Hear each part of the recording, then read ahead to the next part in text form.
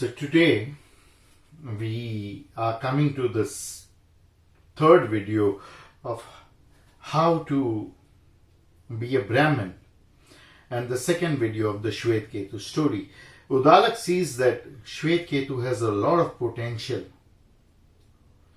to be an enlightened Brahmin, and Udalak himself is a very big guru. He was a very big guru of that time. He knew the 4 Vedas, and a whole village was his ashram. But he was very honest with himself and with all his followers. He said that I am not a Brahmin, and this small boy, my child, has all the potential of becoming a Brahmin, becoming self-realized, becoming enlightened, becoming one with God. And if I keep him under me, if I train him, if I become his guru, I won't be doing any justice to him. So when the time came, he said, my son, I will have to send you to a bigger guru, Gautam Rishi, who is enlightened and who can do justice to you. You go and study under him. Small Shwetketu goes to the ashram of Gautam Rishi. Gautam Rishi looks at his aura and he knows that this guy has the potential of being self-realized. He is accepting him and he starts training him. It takes 13 years to learn one Veda thoroughly. Shwetketu learns all 4 Vedas in 4 years and comes back to his father. The small child enters the village with a glow of knowledge and the pride of it. And people go crazy. Shwetketu is back, and so soon, and he has learned so well, and his aura is even more bigger with knowledge. Out of this chaos, the parents come to know that Shwetketu has come. They look from the window. They see Shwetketu coming. His father says, everything is wasted. He has gone there and he has become a pujari, not a Brahmin, and he has come back. He has become a priest, not a Brahmin. A Brahmin is not a priest. Shwetketu comes home, touches the feet of his mother, and goes to touch the feet of his father. His father, Udalak, says, stop! Don't touch my feet. You have wasted your most precious 4 years for nothing. And I am very upset with you. Shwetketu was shocked. The whole village is singing his praise, and father is upset. He said, why, father? He said, I sent you to be a Brahmin and you came back as a priest. If you wanted to be a priest, if you wanted to learn the Vedas, you should have been with me. I would have done it better. But I sent you to learn that which cannot be taught, to read that which cannot be written, to understand that which cannot be understood. Why didn't you do that? He was so ashamed, Shwetketu, that he looked down. He said, now what? He said, Udalak said, go back. Go back to your guru. Learn that and only then you come back, or else we don't need you.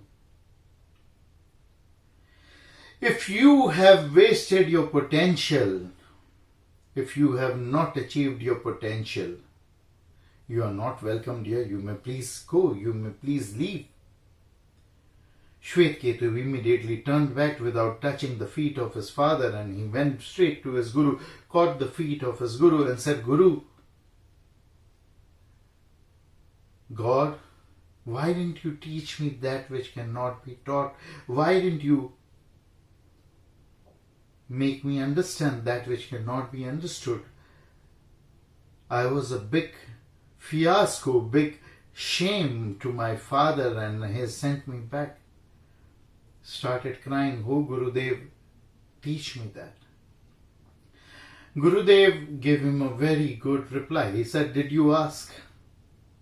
No knowledge is given without asking. And no knowledge is also given without Guru Dakshina, without paying the fees, the energy exchange. So, now that you have asked, I will give. But for that, you will have to do a written favor, a barter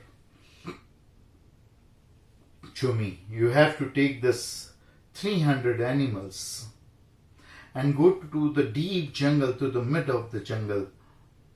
And there you have to live with them.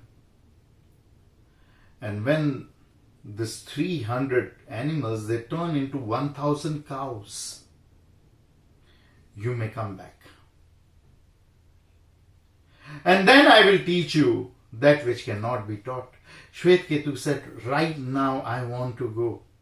I don't want to waste time. He took the 300 animals and he left for the mid of the jungle, the dense jungle, and he first was crowded by thoughts in his mind that he wanted a shelter for himself, a boundary, a farm sort of a boundary and a staying place for the animals to protect them from wild animals. And the animals started multiplying and he kept busy with the animals. He had no one to speak to, nothing to count. So it is said that he spoke nothing and he forgot the language and he also forgot counting. He started communicating with the animals like the animals communicate with each other, with just sounds, not language, just sound. Sound is different, language is different. When you communicate with animals, you go and this major sounds, you must be surprised that they don't carry vowels. Each and every alphabet of each and every language has a vowel. Each and every word has a vowel. Every sound, A has a vowel, B has a E as a vowel, C has a E as a vowel. But the language by which you communicate with animals don't have any vowels. Mostly. So he communicated with the animals without the vowels in their language, with intuition, with sounds. And he forgot all counting, all language, and one day the cows became 1,000 and the animals said that this guy has forgotten the counting.